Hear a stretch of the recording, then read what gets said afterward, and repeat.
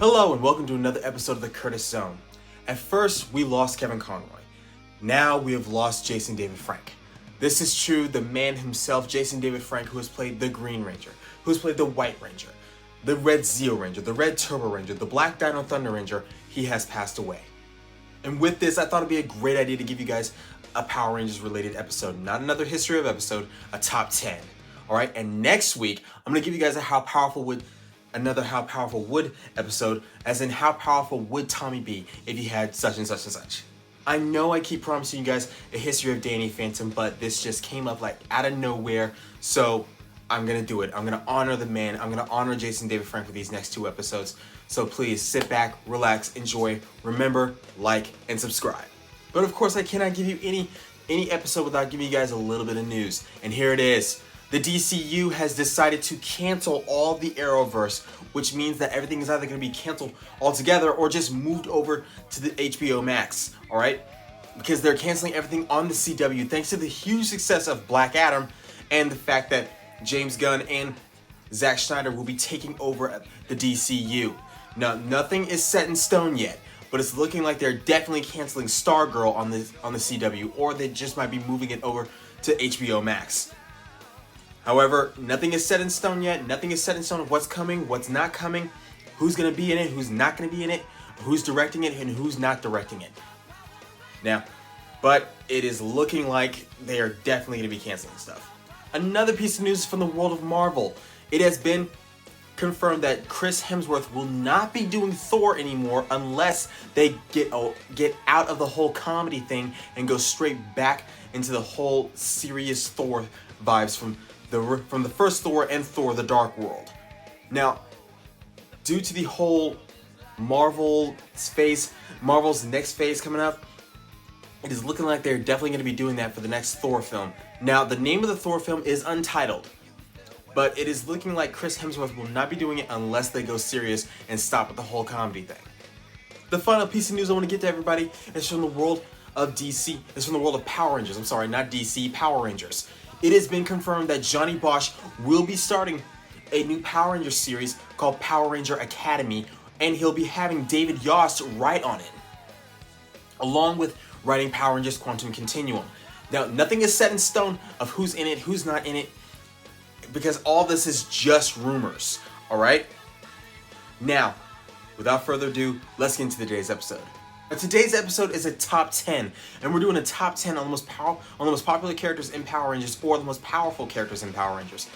Basically, all the characters that you think about when you think about the series. And remember, as always, hit the like and subscribe button. And if you think that someone should be higher on this list, lower on this list, if you think that there should be someone who shouldn't be on this list, period, just leave it in the comment section below, and of course, I'll get back to you as soon as I can. But right now, let's get into the episode. And of course, remember, like and subscribe.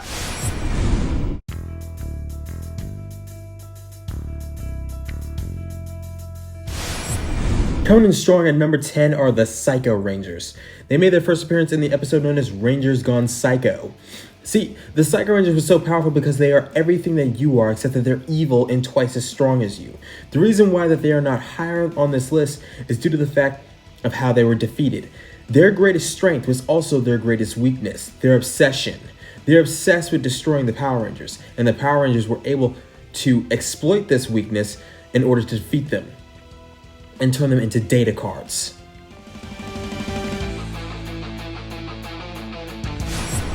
Number 9 on our list is Rancic. He's an international criminal who has gathered a loyal following of mutants who have terrorized the 31st century. He came back to the year 2002 in order to conquer Earth before there was an organization known as Time Force. And he did so with the help of his daughter Nadira and his trusted robot Thrax. Even though at the end of the season, Rancic became a good guy and he turned himself in, he still deserves a spot on our list. The complete opposite of Rancic is Lothor. Not completely opposite, literally. You see, everything that Lothor did, he did so that he could fill up the abyss of evil, which is everything that he's done from his origin story to the season finale of Power Rangers Ninja Storm.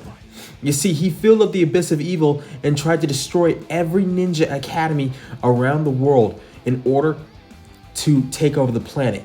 So all I'm saying is that Lothar deserves a spot on our list. Not only that, he is one of the most skilled fighters in all of Power Rangers. Yeah, he needs to be on this list.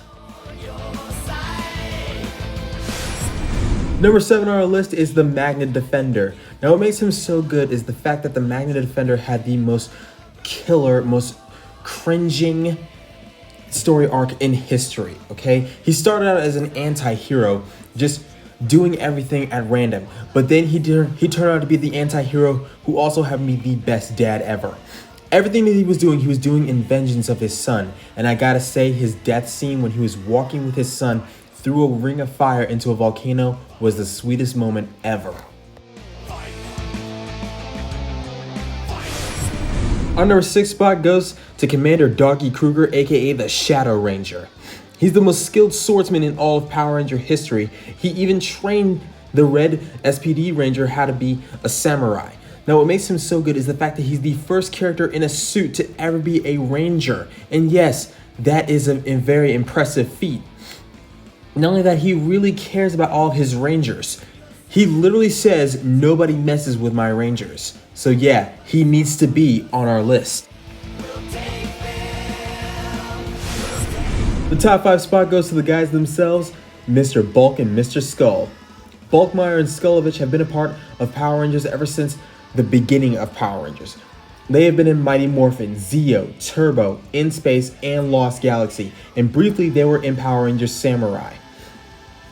They have set the tone for comedic characters throughout Power Rangers ever since the beginning, and we salute them, no matter what. Number 4 on our list goes to the Gold Zeo Ranger. He was the first Ranger that was a Gold Ranger, basically a different color than white or green. The first 6th Ranger, that is. And he's the most powerful out of all Power Rangers everywhere. And I do stress all Power Rangers. This includes Orion from Power Rangers Super Mega Force. The reason why he is so powerful is that because he harnessed the power of all 6 parts of the Zeo Crystal. And everyone knows the Zeo Crystal is the most powerful weapon in all of Power Ranger history. Possibly all of children's programming, due to the fact that it gave someone access to the morphing grid and more. She missed the runner-up spot, but she deserves a spot on the list nonetheless. Melanie Perkins, aka Astronema from Power Rangers in Space. Now, what makes her so good is that she's the only character to ever access the morphing grid, the only villain to access the morphing grid. For God's sakes, she created the Psycho Rangers. And not only that, she's also a skilled warrior after being trained by Dark Spectre when she was kidnapped from her home on KO-35. She is the younger sister of Andros, the Red in Space Ranger. Runner-up spot goes to Zordon. Now the reason why he needs to be on the list and the reason why he's so high is because he created the Power Rangers. He has been there for the start of Power Rangers. He assembled the original 5 and then brought in Tommy and then brought in Adam, Trini, and Rocky. He is the Power Rangers' best and last hope. And he's been a father to the original 6 ever since that it started.